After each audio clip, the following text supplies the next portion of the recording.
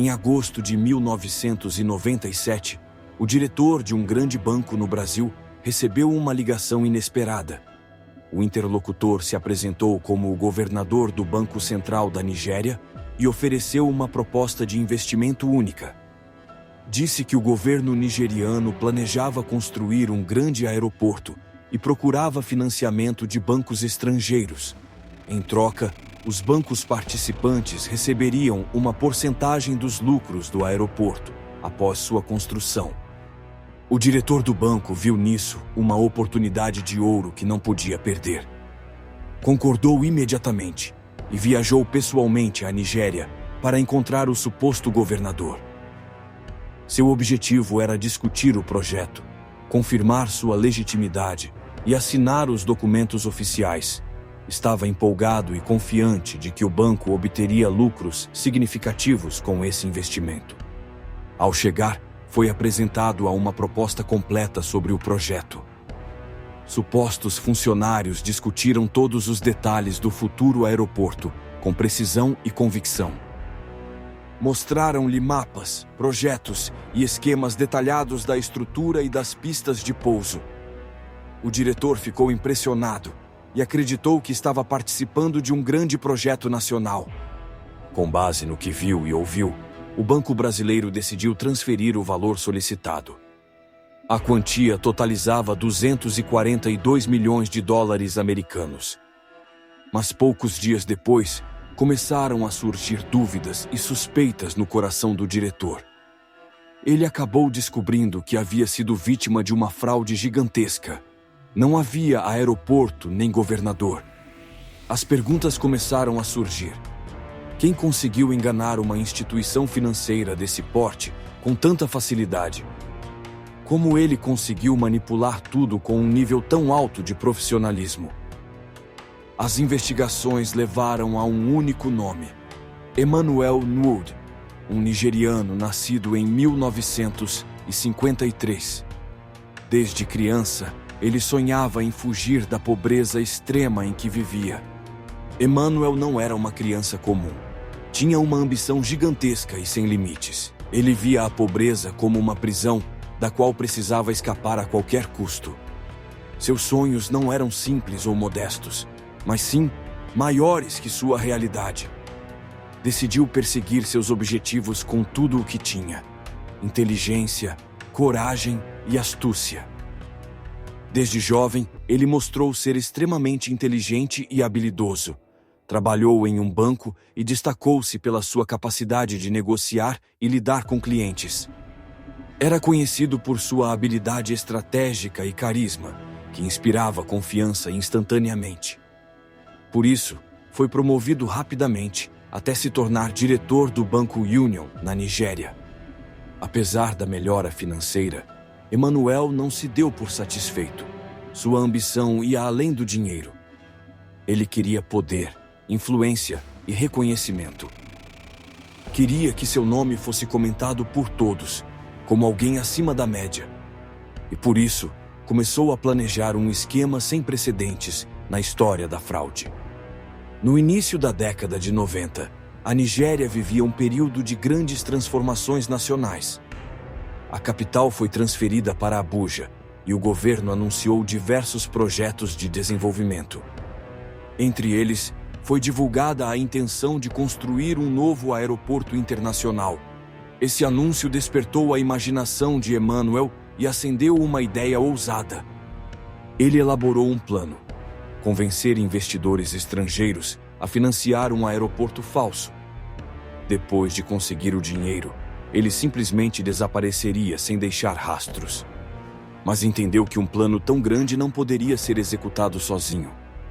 Então reuniu 5 pessoas com experiência no setor financeiro e bancário.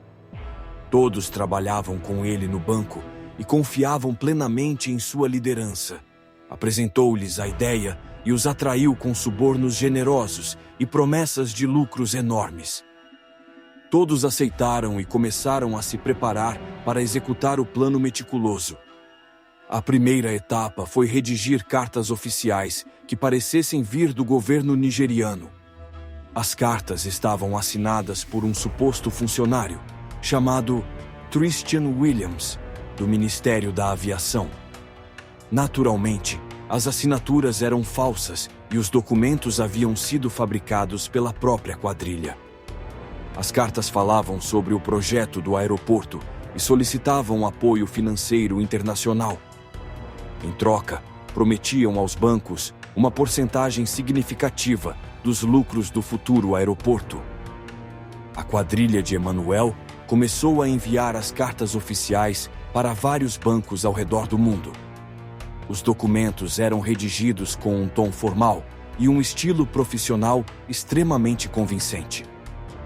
A equipe permaneceu em estado de alerta, esperando que algum banco respondesse. Durante esse período, todos se preparavam para agir como verdadeiros funcionários do governo. Semanas e meses se passaram sem nenhuma resposta concreta. Dúvida começou a crescer. Será que o plano iria falhar? Mas, de repente, uma ligação mudou tudo. Era Nelson Sakaguchima, diretor do Banco Norwest, um dos maiores do Brasil. Sakaguchima demonstrou grande interesse pela carta e queria discutir os detalhes com o governo nigeriano. Achava que era uma oportunidade de investimento excelente que não deveria ser ignorada. A quadrilha comemorou em silêncio. O plano estava funcionando perfeitamente. Emanuel, no entanto, não atendeu à ligação pessoalmente, delegando a resposta a um membro da equipe.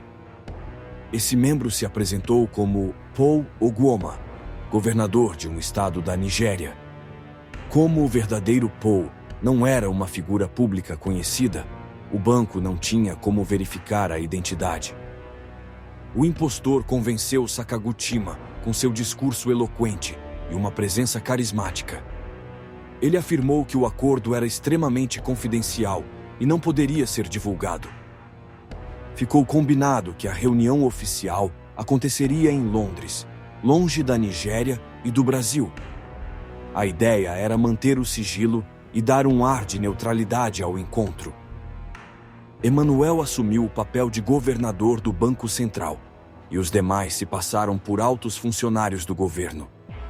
Treinaram detalhadamente cada fala, gesto e documento, inclusive os mapas e planos do aeroporto. Quando Sakaguchima chegou a Londres, foi recebido com um carro de luxo e acomodado em um hotel 5 estrelas. Tudo era calculado para reforçar a ilusão de que ele tratava com autoridades reais. Na sala de reuniões, encontrou uma equipe confiante, articulada e muito bem preparada. Um dos falsos funcionários começou a apresentar todos os detalhes técnicos do aeroporto.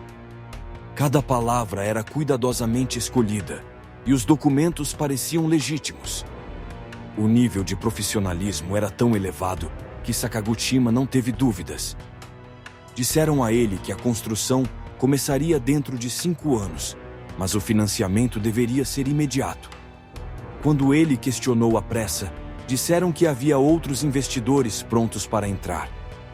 Sakaguchima começou a hesitar, mas temia perder a oportunidade. Ofereceram-lhe uma comissão de $10 milhões se o banco efetuasse o pagamento rapidamente. Ele não resistiu à proposta e aceitou o acordo na hora. Anunciou que o banco enviaria um adiantamento de $3 milhões para iniciar a parceria. Pouco tempo após a reunião, o Banco Brasileiro enviou o pagamento inicial. Em 1998, a transferência total foi realizada: $242 milhões. A quadrilha distribuiu o dinheiro entre 17 bancos na Nigéria, sem levantar nenhuma suspeita. Nenhum desses bancos questionou a origem ou o destino de tamanha quantia. Mas, como todo crime, esse também estava com os dias contados. Jimmy Lopes, um dos diretores do Banco Norwest, revisava as finanças em preparação para uma fusão com um banco espanhol. Durante a auditoria, percebeu que uma enorme quantia havia desaparecido sem explicação. Imediatamente, passou a suspeitar de Nelson Sakaguchima, responsável pelos investimentos do banco. Sakaguchima foi convocado e demonstrou nervosismo e contradições ao prestar esclarecimentos. Jimmy exigiu um relatório detalhado de todas as transferências feitas nos últimos 3 anos. O relatório revelava claramente a transferência para a Nigéria como um dos maiores movimentos. Ao revisar os documentos, o conselho percebeu que se tratava de uma grande fraude. O banco entrou em contato com a Interpol e iniciou-se uma investigação internacional. Os agentes foram até a Nigéria para rastrear o dinheiro e identificar os envolvidos. Inicialmente, os bancos nigerianos se recusaram a colaborar com as autoridades internacionais. Porém, sob forte pressão, acabaram revelando os nomes dos titulares das contas envolvidas. Ficou confirmado que os beneficiários eram os membros da quadrilha de Emmanuel. Na época, as leis nigerianas contra fraudes financeiras eram frágeis e eles não foram presos de imediato. Continuaram livres por anos, aproveitando o dinheiro e investindo em imóveis e empresas pelo mundo. Mas a justiça, mesmo que demorada, estava finalmente no encalço deles.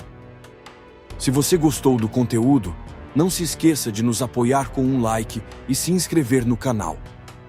Diga-me nos comentários qual história seria adequada para o próximo episódio, para que possamos contá-la para vocês.